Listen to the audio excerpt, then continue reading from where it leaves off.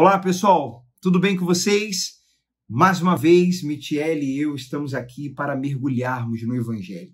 Essa é a 12ª meditação e hoje nós vamos meditar no capítulo 4 do livro de Mateus. Vamos fazer uma breve oração, pedindo ao Espírito Santo que fale conosco, que nos inspire, que ilumine o nosso entendimento. Espírito Santo, nós te agradecemos por mais uma meditação, por estarmos aqui nesse momento para ouvirmos a tua voz. É um privilégio, é uma honra, e nós pedimos ao Senhor que nos inspire, que nos use, ilumine o nosso entendimento e nos capacite a colocarmos os seus ensinamentos em prática. Amém. Graças a Deus. Mergulhar no Evangelho, Michele, é entender a mente de Jesus, entender o que ele pensa, né, o que Deus pensa, o próprio Deus pensa e sente, né, porque a boca fala que o coração está cheio. Então, são palavras de Jesus e, portanto, quando nós lemos, ouvimos, tomamos consciência do que está no coração dele, né? É muito mais do que aderir a uma religião, a práticas, a doutrinas, a dogmas, né, religiosos, mas é entender a mensagem do Evangelho, né, a mensagem que Jesus quis passar aqui nesse mundo, né, para nos transferir a mente de Deus, né, e nos mostrar a verdade, né, que ele diz: eu sou o caminho, a verdade e a vida. Então, essa verdade vai moldando o nosso caráter, os nossos pensamentos, os nossos sentimentos, e tudo isso vai nos guiando até o centro da vontade de Deus, né? Nos deixando com as características dele, que é para isso que ele deixou essa palavra, essa mensagem. É sobre isso que a gente está aqui aprendendo. De maneira que possamos falar, né? Assim como Jesus disse para Filipe: Filipe, quem vê a mim, a gente vai chegar nessa passagem, né? Quem vê a mim, vê o Pai. Então, que as pessoas, ao olharem para a gente, ao olharem para você que está aqui meditando conosco, possam ver o Pai, possam ver Deus. Deus no seu... desde o físico e principalmente no interior. Deus no seu olhar. Quando eu falo físico, é no sentido, é do interior refletindo para o lado de fora. No seu olhar, no seu semblante, né? No semblante feliz, não só quando as coisas estão indo bem, mas no semblante sereno, de paz e de alegria, quando você está passando por momentos difíceis também. É só o Espírito Santo mesmo para nos capacitar isso. A gente não consegue por conta própria, né? Sozinhos. E principalmente na sua conduta, no seu comportamento, fruto da ação dele, fruto do entendimento e da prática do Evangelho. Nós sendo pessoas mais amorosas, misericordiosas, compassivas, pacíficas, pacificadoras, pessoas mais pacientes, enfim, mais parecidas com Jesus. Esse é o objetivo principal. A gente tem que ter sempre em mente que esse objetivo esteja realmente na sua mente para que você possa ir conosco até o final dessa série. Então vamos iniciar aí o capítulo 4 de Mateus, aqui na nossa versão NVT. Em seguida, Jesus foi conduzido pelo Espírito ao deserto para ser tentado pelo diabo. Nesse versículo 1, se vocês quiserem, você que está acompanhando a meditação, já anotar algumas coisas, alguns pontos, à medida que às vezes a gente lê os versículos, depois volta, às vezes a gente vai comentando enquanto lê. Hoje aqui tem umas lições muito fortes nesse início aqui do capítulo 4, que a gente continua com a tela aí, os versículos, mas nós vamos fazer alguns comentários que você pode, se quiser, ir anotando, que são realmente muito fortes. Esse mesmo aqui, no versículo 1, nós já entendemos que quem conduziu ao deserto Jesus foi o Espírito Santo. E ele foi com um propósito. É claro que Jesus já sabia, né, o próprio Deus, isso foi um plano de Deus. Isso não foi por acaso. Jesus não foi surpreendido. Mas você que crê em Jesus, crê em Deus, você passa por desertos. A gente passa, Jesus passou. Mas Deus tem um propósito em te levar ou permitir que nós passemos pelo deserto. Isso é muito forte, que fique claro. Depois de passar 40 dias e 40 noites sem comer, teve fome. Versículo 2. O tentador, versículo 3, veio e lhe disse, se você é filho de Deus, se, né? Se é dúvida, né? Se você é filho de Deus, ordene que estas pedras se transformem em pães. Jesus, porém, respondeu, as Escrituras dizem. Quer dizer, Jesus, firmado na palavra, esse é um outro detalhe, a gente tem que ser firmado na palavra para vencer o deserto, para vencer o diabo. A gente tem que ser firmado na palavra. E Jesus, então, falou, uma pessoa não vive só de pão, mas de toda palavra que vem da boca de Deus. E Jesus, ele era o pão da vida. Jesus era o pão vivo que desceu do céu. O diabo estava querendo tentá-lo com pão, aquele que era o pão da vida, que tinha descido do céu, enviado por Deus, o próprio Deus encarnado. Jesus sabia quem ele era. Isso é um ponto que a gente vai explorar aqui nessa meditação. No versículo 5, então o diabo levou a cidade santa até o ponto mais alto do templo e disse, se você é filho de Deus, salte daqui, pois as Escrituras dizem, ele ordenará a seus anjos que o protejam.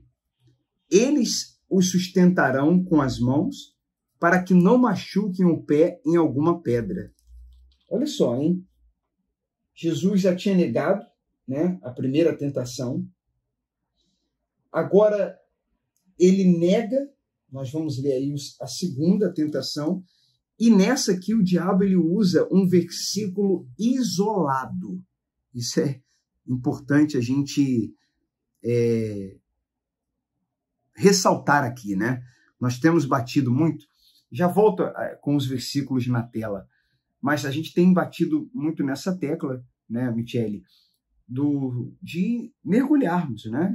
É a essência aqui dessas meditações, contexto. Se eu mergulho, versículo isolado é coisa de raso. Isso está ligado ao raso. Quando a gente fala de mergulhar, é não ter preguiça de ler. Não ter preguiça de ler, de reler, de entender, não querer pular, não se contentar com superficialidade. Então, o diabo usou um versículo isolado para tentar Jesus.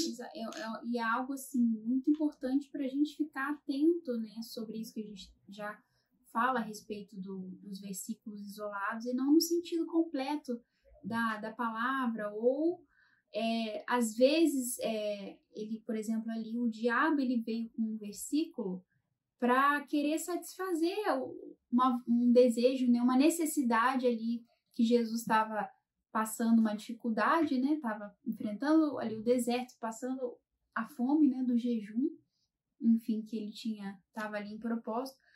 E o diabo sugeriu ali algo que, para o benefício dele, né? Sugeriu algo que fosse agradá-lo, que fosse dar o alívio, né? Temporário, o atalho, digamos assim. Então, a gente precisa ficar atento, né? Muitas vezes na nossa vida, com respeito a isso, né? Porque às vezes a gente ouve versículos...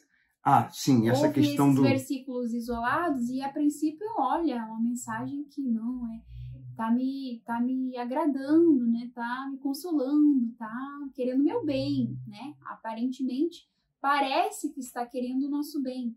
Só que a gente precisa estar em espírito em comunhão com Deus para poder identificar e saber discernir realmente se aquela mensagem ela tá dentro do contexto daquilo que Deus quer para mim, ou se é algo que ali tá meio que disfarçado, que é suspeito. Então, porque o versículo isolado, ele muitas vezes é usado para manipulação, que é exatamente isso aqui. É o que a gente está vendo aqui. O primeiro, infelizmente hoje, alguns, eu sempre falo isso, né, por falta de entendimento, outros por malícia mesmo, pregadores da palavra fazem o que o diabo foi o primeiro a fazer, né? Digamos assim, usar um versículo isolado para manipular, para tirar vantagem, usar um versículo isolado para atender um desejo dele. O desejo dele era que Jesus negasse o Pai, negasse Deus, caísse na tentação, não fosse para a cruz. Então, toda vez que você ouvir um versículo isolado e a pessoa está ensinando várias coisas ali, analise o contexto, o que o capítulo inteiro está querendo dizer. E isso é muito perigoso, né, Marcelo? Hoje em dia a gente vê que o evangelho foi distorcido de uma tal forma que oferece para as pessoas uma vida como se fosse só uma vida de conquista, de glória, de reinar nesse mundo, quando na verdade quem ofereceu essa proposta para Jesus foi o diabo. Nós vamos ver isso aqui agora, na próxima tentação. A gente vai ler um versículo, né? Então essas propostas de você querer se satisfazer, de você querer suprir as suas vontades, as suas necessidades, não estamos falando aqui que você não pode ter uma carreira, buscar, né, ter sucesso na sua carreira, estudar, se especializar, se profissionalizar, mas a gente tem que tomar muito cuidado com que quando isso se torna ser o nosso Deus, né, na verdade. Quando a gente substitui Deus por isso, né? Quando é algo pessoal. Por a gente querer um reconhecimento. Não um propósito. A todo custo, né, aqui nesse mundo. Exato. Existe uma diferença entre desejo pessoal e plano de Deus. Existe uma diferença de intenção. Quando a minha intenção é me satisfazer e quando minha intenção é glorificar a Deus. E a minha satisfação, ela é uma consequência. Mas a minha intenção é glorificar a Deus.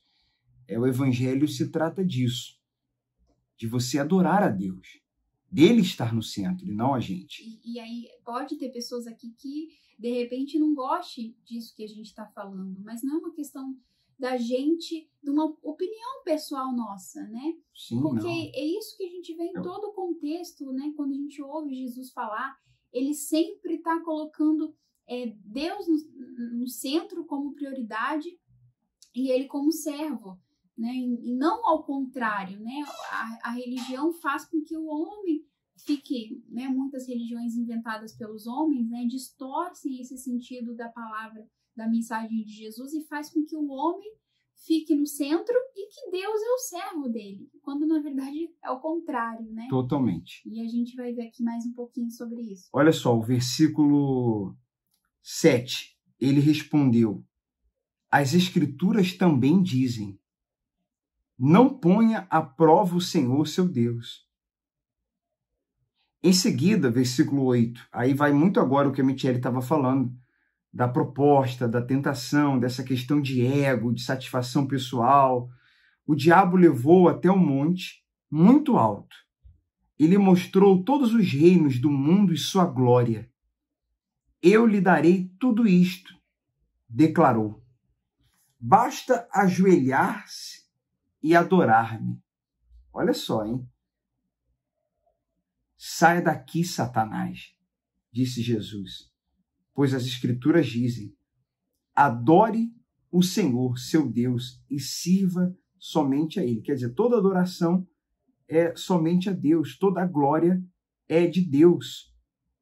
No centro tem que estar Deus.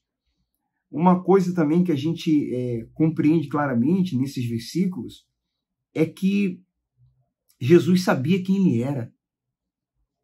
E as pessoas, elas querem isso. Isso que a Michele estava falando é muito forte. As pessoas querem reconhecimento. É da nossa natureza humana querer reconhecimento, querer ser reconhecido, querer fama, querer aplausos, querer glória,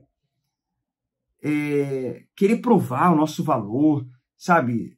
Mas essa insegurança, muitas vezes, que as pessoas têm, vem de elas não saberem quem elas são. Vou voltar aqui, vou tirar da tela para a gente comentar um pouco sobre isso também. É uma questão de saber sua identidade.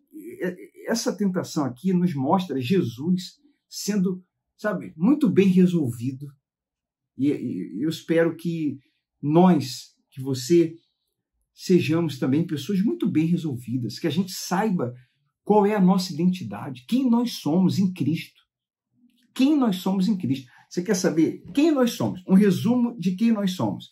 Nós somos miseráveis pecadores, nós temos uma natureza pecaminosa, adâmica, corrompida, que não presta e que nos leva sempre a fazer o que é errado. Isso está em nós.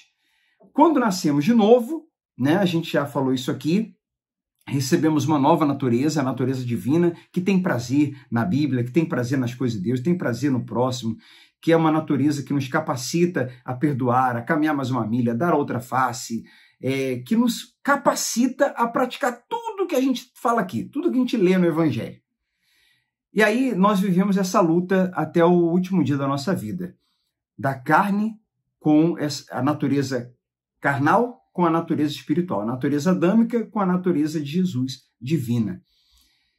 E por isso nós temos que alimentar o espírito, por isso que a gente tem que orar, meditar, jejuar, como Jesus jejuou, né? A gente separar tempo para Deus, como Jesus separou, no deserto, sozinho. Jesus fazia muito isso, com o objetivo de se fortalecer ainda mais, para que a carne não encontre espaço. Mas é essa carne que quer glória, reconhecimento, e que faz gerar uma insegurança da pessoa não saber dela querer, quando ela não sabe quem ela é, quando ela não sabe da sua identidade em Cristo, então ela tem essa carência exagerada de aprovação, que as pessoas lhe aprovem, que as pessoas lhe reconheçam, e se ela não recebe isso, meu Deus do céu, é muito triste, é muito complicado para alguém que não sabe quem ela é, quando não recebe das pessoas valor, reconhecimento, aquilo que em Jesus nós recebemos. Quando uma pessoa entende a graça, entende o que Jesus fez na cruz, entende que se por um lado ela é uma miserável pecadora, perdida, mas por causa da graça, eu não tinha definido ainda a nossa identidade, tá? A parte boa vem agora. Porque tem um lado que a gente é miserável, pecador, né? De uma natureza corrompida, mas tem esse lado de que por causa do que Jesus fez na cruz, essa é a mensagem principal do Evangelho, fomos redimidos, fomos perdoados, justificados. Então a nossa identidade é de um pecador redimido, de um pecador perdoado, de um pecador que por causa de Cristo, da sua cruz, do seu sacrifício, da sua graça, lavado pelo sangue dele. Então nós temos valor? Sim, nós temos valor. Qual é o nosso valor? Pequeno, mais ou menos, ou sem preço? Sem preço. Nós fomos comprados pelo sangue de Jesus. Nós temos um imenso valor. Mas em Jesus, em Cristo. Porque se não for em Cristo, fora de Cristo, se não for ligado à videira, se não for na relação com Ele, se não for pela cruz, se a gente não estiver carregando nossa cruz, o nosso valor é só é nenhum, né? É nenhum. É de morto nos seus delitos e pecados. Em Cristo nós somos mortos ressuscitados. Nós somos ressurretos, ressuscitados por Ele. Mas só ressuscitamos porque reconhecemos que estávamos mortos e morremos para nós mesmos. Então, é exatamente isso. Eu sei o meu valor, não preciso da aprovação, não preciso do reconhecimento, não preciso de fama. Eu preciso só entender, sempre manter esse entendimento de que Jesus me salvou, de que a graça dele me alcançou. Então eu já sei do meu valor, eu sei quem eu sou, Eu sei do meu valor em Cristo. Eu sei que essa é a minha identidade. Então, quando a pessoa sabe do seu valor, ela vai ser tentada e ela vai conseguir reagir à tentação com firmeza. Com firmeza. Ela não é super carente. Ela não vai cair na tentação. Ela não vai cair na lábia de qualquer pessoa, né? Sentimentalmente falando. Tentações que aparecem, né? Pessoas que do agrado fisicamente, pessoas com lábia, que falam muito bem, que seduzem muito. Mas você não vai cair. Se aquilo ali é uma cilada, né? É uma furada, você não vai cair, porque você sabe do seu valor. Então, essa questão de identidade é muito profunda. A gente pode levar isso para todas as áreas. Eu não vou aceitar isso aqui. Não é que eu vou ser muito exigente. Não é que eu seja muito exigente, mas é que eu sei o meu valor. Isso não nos dá orgulho, Michele. Isso não está ligado a ego, a orgulho. Porque é bem claro que esse valor nós só temos por causa da graça. Então, não é glória para a gente, é glória para ele. Você está muito exigente, você escolhe muito. Não é isso. É que eu tenho um valor muito grande por causa de Jesus e eu realmente não posso me relacionar com qualquer um. Não posso aceitar qualquer coisa. Não vou aceitar esse tipo de trabalho aí que vai contra os princípios que eu tenho, né? Vai contra os princípios do Evangelho. Então eu rejeito isso, eu não caio nessa tentação, não. Sei do meu valor. Isso é muito profundo e muito importante. Então vamos continuar aqui nos próximos versículos, agora já falando do ministério, né, de Jesus, versículo 12. Quando Jesus soube que João Batista havia sido preso, voltou a Galiléia, saindo de Nazaré. Mudou para Cafarnaum, junto ao mar da Galiléia, na região de Zebulon e Naftali. Cumpriu-se desse modo que foi dito por meio do profeta Isaías, na terra de Zebulon e Naftali, junto ao mar, além do rio Jordão, na Galiléia, onde vivem tantos gentios. O povo que vivia na escuridão viu uma grande luz, e sobre os que viviam na terra, onde a morte lança sua sombra, uma luz brilhou. Quer dizer, a palavra se cumprindo, né? A partir de então, Jesus começou a anunciar sua mensagem. Arrependam-se, pois o reino dos céus está próximo. Mensagem semelhante à de João Batista, né? A mensagem de Jesus, ela se baseava nisso. O reino e arrependimento. O reino e arrependimento. E aqui do versículo 18 até o versículo 25, eu vou pedir para você ler, Michele, por favor. Continuando aí, do 18 até fechar o capítulo 4, 25. Enquanto andava à beira do mar da Galileia, Jesus viu 2 irmãos, Simão, também chamado Pedro, e André. Jogavam redes ao mar, pois viviam da pesca. Jesus lhes disse: sigam-me, e eu farei de vocês pescadores de gente. No mesmo instante, deixaram suas redes e o seguiram. Pouco adiante, Jesus viu outros 2 irmãos, Tiago e João, consertando redes num barco com o pai, Zebedeu. Jesus os chamou, e eles também o seguiram de imediato, deixando para trás o barco e o pai. Multidões seguem Jesus. Jesus viajou por toda a região da Galileia, ensinando nas sinagogas, anunciando as boas novas do reino e curando as pessoas de todos os tipos de doenças. As notícias a seu respeito se espalharam até a Síria, e logo o povo começou a lhe trazer todos os que estavam enfermos. Qualquer que fosse a enfermidade ou dor que estivessem possuídos por demônio, quer sofressem de convulsões, quer fossem paralíticos, Jesus os curava. Grandes multidões o seguiam, gente da Galileia, das 10 cidades, de Jerusalém, de toda a Judeia e da região a leste do Rio Jordão. Seguimos aí, vai aparecer na sua tela, nós preparamos falando sobre alguns homens, e a gente vai encerrar aqui falando mais a respeito dessa questão do ego, do orgulho, da autossuficiência. Moisés, vamos falar aqui rapidamente primeiro de Moisés. A Bíblia fala que ele foi o homem mais manso sobre a terra. Mas qual foi o pecado de Moisés? Né? Um dos erros que ele cometeu. Ele perdeu a paciência com o povo e bateu na pedra 2 vezes para sair água. A Bíblia fala de Salomão, que era o homem mais sábio que tinha, né? Mas qual foi um dos erros que ele cometeu? A falta de sabedoria, de ter 1000 mulheres. Um homem segundo o coração de Deus, Davi. Qual foi o erro que Davi cometeu? Um dos erros. Ele se deixou levar pelo coração, se envolveu com uma mulher que era compromissada e tramou a morte do seu marido. Abraão, né? Homem de fé, todos esses homens aqui tinham virtudes extraordinárias, mas você vai entender onde nós estamos querendo chegar e nós vamos concluir essa meditação de hoje falando de algo muito, muito, muito profundo.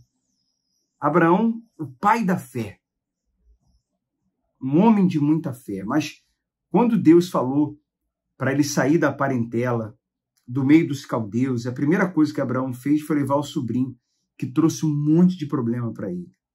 Depois, né? E no percurso, ele chega no Egito e mentiu, com medo. Ele falou que a sua esposa, Sarai, era irmã. Quer dizer, por causa do medo. Então, esse homem de fé teve medo. E por causa do medo, mentiu. O homem manso errou batendo na pedra. O sábio teve falta de sabedoria. O homem segundo o coração de Deus tramou a morte de um outro. Então, o que nós entendemos com isso? Que quando a gente tem uma virtude e pauta a nossa vida nessa virtude, a gente pode cair exatamente nela, na autossuficiência. A gente pode cair nessa virtude que temos. A virtude que temos foi dada por Deus para a glória de Deus. Não para a gente se gloriar, porque isso pode ser a nossa queda. Aquilo que era uma virtude para agradar a Deus e sermos usados por Deus para ajudar outras pessoas, se a gente não vigiar, essa virtude pode ser nossa queda. Nessa mesma virtude, a gente pode acabar caindo em tentação, né? Por isso, nós não devemos nos achar superior a ninguém, por mais bom que pensamos ser, ou mais bondade que possamos fazer, ou mais caridade, ou mais... Enfim, a palavra de Deus fala que a gente não pode se achar justo aos próprios olhos, né? Mas considerar que a gente é dependente de Deus, isso, e que Michele, não somos superiores a ninguém, estamos sujeitos, todos nós, às falhas que o outro caiu, né? Então, quando a gente vê alguém tacando pedra em uma pessoa que caiu, né? Que fraquejou, e aí após a pessoa ter caído, em tentação ter fraquejado, e eu começar a tacar pedra e condenar a pessoa como se eu não estivesse sujeita àquele pecado, então a gente vê ali uma autossuficiência, né? Por isso há falta de misericórdia até mesmo no meio religioso, né? Porque ali as pessoas que não têm misericórdia, elas se acham mais merecedoras ou mais justas do que aquela que errou, do que aquela que tropeçou, do que aquela que vacilou. Então, quando a gente vê uma pessoa que tropeçou, que errou, que vacilou, mas reconheceu, não estamos falando daqueles hipócritas, né, que vivem no erro e não reconhecem que estão errados, mas porque esse Jesus apontou, né, e denunciou, mas aqueles que tropeçaram, que caíram e reconheceram suas fraquezas, assim como esses homens aqui, né, Davi, ele pecou, ele errou feio, mas quando o profeta apontou o pecado dele, ele imediatamente, ele até fala lá nos Salmos o desespero tão grande que ele ficou por não querer perder a presença do Espírito Santo, né? Perder a direção de Deus para a vida dele. Então ele se arrependeu. Então ninguém de nós não estamos sujeitos.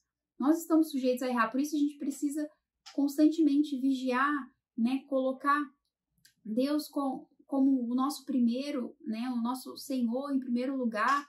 e não considerar que a gente pode, sozinhos, né, ou pela nossa própria capacidade, pela nossa própria justiça, nos fazer merecedor daquilo que só a graça, né, pôde fazer por nós, porque a lei não foi suficiente para justificar os homens. Por isso que Jesus veio e se morreu e se sacrificou no nosso lugar, porque hoje nós somos salvos mediante a fé e pela graça, não pelos nossos próprios méritos. Então é essa a consciência que a gente tem que ter. E essa graça nos impulsiona a viver uma vida justa, né? Em gratidão, em obediência, em reverência a esse Deus que teve tamanha misericórdia com respeito a isso. Aí às vezes até pessoas perguntam, mas tá bom, eu caí, eu errei, mesmo conhecendo a palavra, eu vacilei, eu fraquejei, não tem mais jeito para mim? Claro que tem. A condição é que você venha reconhecer e se arrepender desse pecado, se humilhar para Deus e falar, Senhor, eu, longe de ti, eu, né, não tenho condições de vencer por mim mesma, né, pela minha própria capacidade. Então, por isso, eu me arrependo. Então, quando ele vê verdadeiramente esse arrependimento, essa humilhação interior dentro de você, essa humildade, então ele vem imediatamente com a graça dele, com o perdão dele e te lava. Então não precisa haver mais essa condenação. O seu pecado, os nossos pecados, ou a tentação que você caiu, talvez alguém possa falar assim, foi uma tentação muito grande, né? Ou o pecado é muito grande. A minha queda foi muito grande. Grande, o que você quer dizer com isso? Grande como assim? Por maior que seja, humanamente falando, comparado à graça, é minúsculo. Minúsculo. Não é nada. Não é nada. A graça é muito maior do que os nossos pecados. A graça é muito maior do que qualquer tentação. E é essa graça também que nos capacita a não cairmos em tentação, porque a graça nos torna mais humildes, porque a gente sabe que não é pelas nossas obras, é mediante a nossa fé, e é a graça dele que, nos tornando mais humildes, faz com que a gente seja sempre dependente. E a nossa virtude não será o nosso calcanhar de Aquiles, não será o nosso ponto fraco. Nós não vamos cair pela nossa virtude.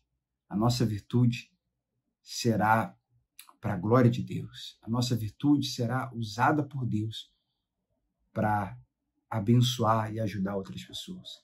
Vigiemos sempre contra o ego, o orgulho, a arrogância e a prepotência. Vigiemos sempre com versículos isolados. Vigiemos sempre com as tentações que querem nos colocar no centro. Vigiemos. Vigiemos. Adão caiu na tentação. Essa passagem de Mateus 4 faz um paralelo de Adão e Jesus. Por isso que a natureza humana é pecaminosa. O Adão caiu, a Eva caiu, lá atrás. Por isso também que o diabo ofereceu para Jesus, eu te dou tudo isso aqui se você me adorar, porque o Adão e a Eva caindo entregaram esse governo que Deus deu para o ser humano. Mas Jesus já tinha tudo, Jesus era o próprio Deus, sabia quem ele era e não caiu. Então, com Jesus, você não vai cair. Com Jesus, você não vai cair. Adão caiu, Jesus não caiu, e com Jesus você não vai cair também. E se caiu, com Jesus você se levanta. Deus abençoe. Até a próxima meditação.